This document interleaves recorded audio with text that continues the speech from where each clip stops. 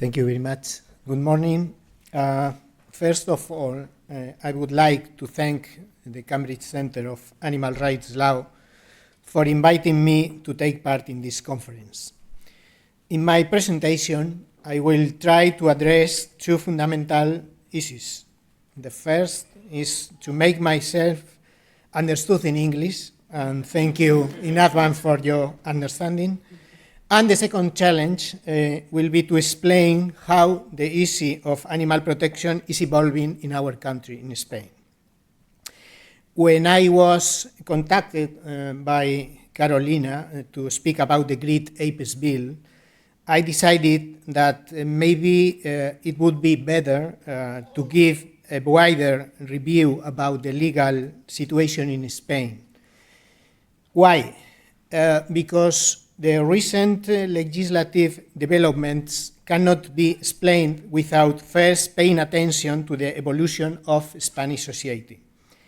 After all, the laws a country adopts are a reflection of the social reality that exists at that moment in the country. There is no law without any society supporting that law. And for that, I would like to focus first on some sociological issues. Here, my thesis is clear. Spanish society is rapidly changing its sensitivity and its outlook on animals much faster than the Spanish institutions. And this change is already being reflected in the animal protection laws and regulations that we are implementing or preparing. And I'll try to demonstrate this thesis with facts. Of course, first of all, we need to face the past. And historically, deeply rooted popular traditions like bullfighting have led to Spain being singled out as a country of animal abuse. Even domestically, in Spain, we continue to be seen ourselves as a country that mistreats animals. But this is a double-edged sword. On one hand, it pushes us to improve and to work to eliminate animal abuse, and that's right. But however, on the other hand, always focusing on cases of abuse prevents us from seeing that within our country there is also an increasingly powerful animal protection movement which is already promoting and providing social and political support for the changes we need to make in the legal framework. In this slide, I want to show you the results of a very recent study conducted by the BBVA Bank Foundation, which shows that the support for the use of animals for entertainment purposes, that's circuses, bullfights, hunting, or festivals, is already very low among the Spanish population, always below 20% or 15%. The same is true for activities such as using them for clothing or for research on cosmetics. On the contrary, there is still significant support for use in other research activities, and I think that for you, the professor, will be interesting to know. Yes. Anyway, I want to insist on this message. Spanish society support for activities that involve the abuse or death of animals is extremely low in this year, in 2025. In this graph from the same study shows that on a scale of 0 to 10, where 0 indicates totally unacceptable and 10 means totally acceptable, Spanish society average support for bullfighting is 1.8. For sport hunting is 1.6. For circuses is 1.4. And for festivals involving animals is only 1.3 of 10. However, a more detailed analysis shows that gender religiosity and ideology of the people introduce significant differences in the rejection of these activities. And here I want to make a parenthesis to explain the first one, the gender, the question of the gender. In Spain, with our data, the face of the abuse and the face of the mistreatment is a face of a man. And the face of the protection and the face of the care of the animals is a face of a woman. 80% of the convictions and disqualifications in Spain are for male, and 80% of vets and 80% of volunteers in the shelters are women. And here we can state the same in this room, yes? And this is important, the gender religiosity and ideology. We can say that women, people with low religiosity, and those who defend left-wing ideologies are more in favor of animal protection. What does this mean? This means that while there is a broad and growing consensus in Spanish society in favor of animal protection, conservative and far-right political parties are using this issue as a tool for political and social polarization, which contributes to slowing down the legislative changes that our society is demanding. Let's look at the example of the bullfighting. Social reaction on animal abuse is reflected in the number of bullfighting events held each year. In this graph, which uses official data from the Ministry of Culture, we can see that in the last 10 years, the number of events was cut in more than a half. But it's not just that. The average of the Spanish population who attended bullfighting events in 2024 was just 1.9%, which almost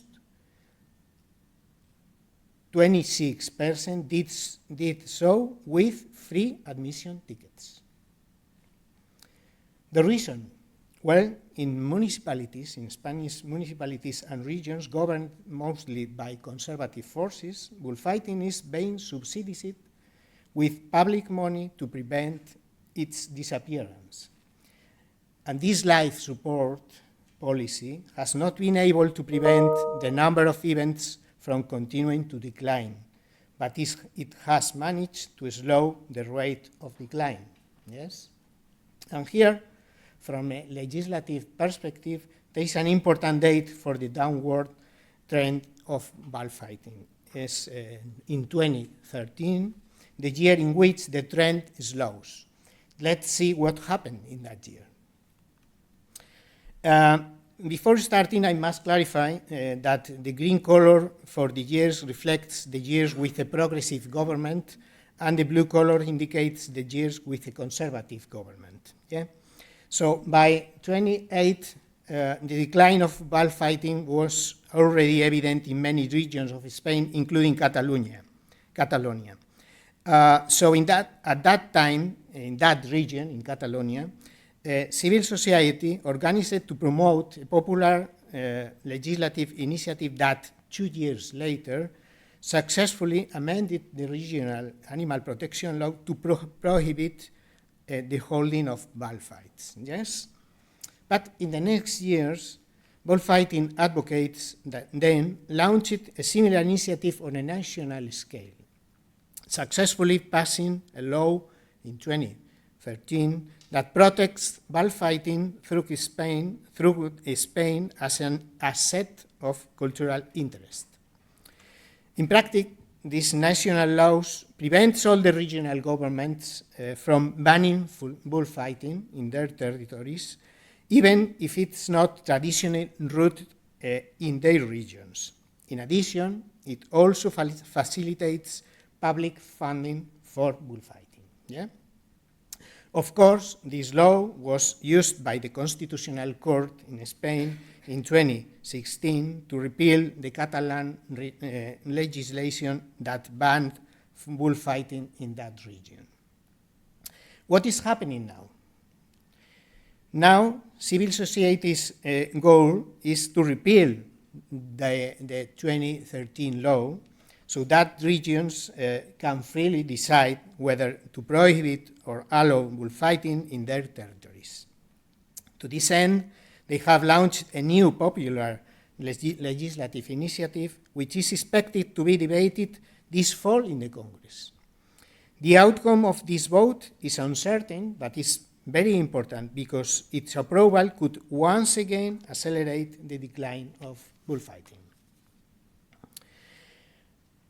As I mentioned at the beginning, bullfighting largely obscures the rest of the work we are doing to improve animal protection in other areas.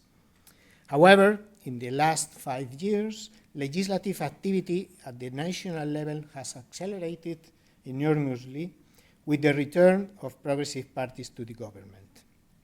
Thus, in 2021, the Spanish Civil Code and other laws were adapted to incorporate the concept of sentient being, which was already included in the founding treaty of the European Union. And this is an essential modification that now allows us to consider animals not as things, but as, for example, members of the family, and to include them in all the social policies we are implementing as a government in our ministry. In 2023, we amended the criminal code to increase penalties for animal abuse from 18 to 24 months and to expand the types of protected animals. Now, all the vertebrates are protected by the criminal code. However, the main law passed during this period has been the so-called animal welfare law, a very broad law that regulates multiple issues such as universal identification, the conditions for keeping and breeding pets, the welfare of stray cats, the ownership of exotic animals, animal shelters, great apes, the use of horses in festivals, and more issues. As was previously the case with the ban of bullfighting, the process of passing this law through the Congress was not easy, with conservative parties campaigning against protecting dogs used in certain activities such as hunting dogs or shepherd dogs. Unfortunately, the pressure from these groups was successful, and these dogs were excluded from the scope of this state law. Does it mean that these animals are unprotected now in Spain? Definitely not. On one hand, the regional animal welfare laws that affect them and the penal codes, and on the other hand, the penal code protects them from acts of abuse. However, this new situation has required us to take a creative approach when developing the law in order to reduce the gaps in protection. Thus, we are currently preparing 5 royal decrees to develop certain aspects of the law. A regulation implementing the law, a royal decree on the identification of companion animals, a royal decree regulating zoological centers for companion animals, a royal decree creating a positive list of exotic companion animals, and another one to regulate animal welfare in zoos. To ensure these regulations are as broad and comprehensive as possible, we have relied on 2 old but fully valid laws, the Animal Health Act and a law on the conservation of species in zoos, to help us to create a better regulation. And in addition, we are working with the European Commission and with other countries to ensure that The new European regulation on dog and cat welfare is as ambitious as possible, helping us in that way to achieve a better regulatory landscape in our country. Finally, once these developments are on the way, we will start processing the draft bill for the protection of great ape rights. Well, the draft bill on the great apes was not our main objective a year ago, when the public consultation prior to its drafting was launched. Let's keep in mind that it would be a law that would affect a small number of animals, barely 150 animals only, compared to the thousands or millions of animals that could benefit from the development of the Animal Welfare Act. However, we understand that this very symbolical bill for two reasons. It's a thick rights bill because it affects a group of animals whose suffering generates special empathy due to their similarity to humans, and that this is evident in the interest shown in the last months by the media outlet from several countries. And the second reason is that this law, if passed, could be the first law truly focused on the rights of individuals. It's not only welfare, it's not only protection, it could be a law to ensure to enlarge the rights of non-human individuals. I can tell you much about the contents because we are still working on it. I can explain that the objectives we set a year ago were to ensure the protection of those individuals, to recognize, and this is very important for us, the dignity and the rights of these animals, to establish express prohibition for several activities. Some of them, they are prohibited, but we need to enlarge those prohibitions, to define strict conditions for the ownership or custody, and to meet the international agreements that Spain has seen in the past. About the possible contents that will be similar to other bills, rights and prohibitions, and registrations and confiscations, registration and conditions of shelters and recovery centers, inspection, control, sanctioning regime. Anyway, the draft bill of the great apes has created a buzz about the new regulations we are implementing in Spain. But that has overshadowed other legal improvements that, yes, they have a significant impact on millions of animals in our country. In this case, I am referring to the progress made, for example, in the welfare and protection of community cats, stray cats, or free-roaming cats. In the government, we estimate that there are around 1.8 million community cats in our country, and furthermore, these cats are grouped into around 125,000 colonies, which are cared for, and this is our estimation, near 200,000 volunteers, a high figure compared to other neighboring countries. For these animals, Chapter 6 of Law of Animal Welfare sets out a series of obligations for institutions, for example, mandatory identification in the name of the City Council, cat colony management programs in all local entities, framework protocols by regional governments, citizen obligations, actions prohibited such as the killing, the confinement of cats, the abandonment of cats in colonies, the release of cats in colonies different than their original one, the removal of stray cats from their colony, or or the relocation or displacement of stray cats. Yes. So, of course, its prohibition comes with exceptions, some of which are pending regulatory development in the next months.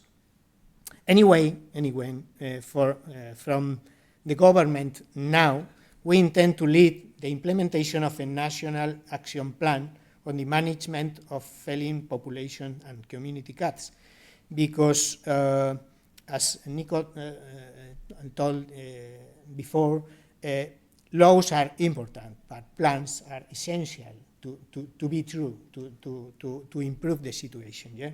So we want to involve all of the country's institutions, regional governments, city councils, and this vast new network of volunteers we have to achieve two strategic objectives. First is consolidate cat colony management programs, and the second is to improve the quality of life and significantly reduce community cat populations in our country. We have worked with experts to design the goals and the lines of action for this plan, designing different scenarios for implementing the T&R method to substantially reduce cat populations within 25 years. And of course, we know that these actions will require significant funding, but higher at the beginning and lower as the plan's implementation progresses. We are ready to do that effort. We think that even in the years with the greatest funding needs, we assume that the management of feline colonies will fluctuate around €2 per inhabitant and per year, and we believe that we'll be able to reduce this expense to €1 per inhabitant within 10 years. I'll begin to finish. The protection and welfare framework that we are creating for community cats is the best example of how Spanish society is managing the change and is improving the relationship with the animals. First, thousands of people are getting involved in caring for cats and their sterilization. Second, laws are changed to force institutions to be part of the solution. And third, from the government, now we are leading the change which benefit cats, residents, and also the finances of local governments. So I'll end my presentation where I began. Today, Spain is still known as for the animal abuse associated with bullfighting and festivals. But in the last years, only 1 in 5 Spanish local governments organized festivals where cattle were abused. Some independent studies show that they spent around 42 million euros on it. However, this year, almost 1,500 Spanish local governments, representing 42% of this country's population, will dedicate just over those same 42 million euros to protecting the cats most in need. And these are very recent data from August. So maybe you won't see this on social media, but it's happening now, today, all around our country. Spain is changing, and yes, this time it will be for the better. Thank you very much.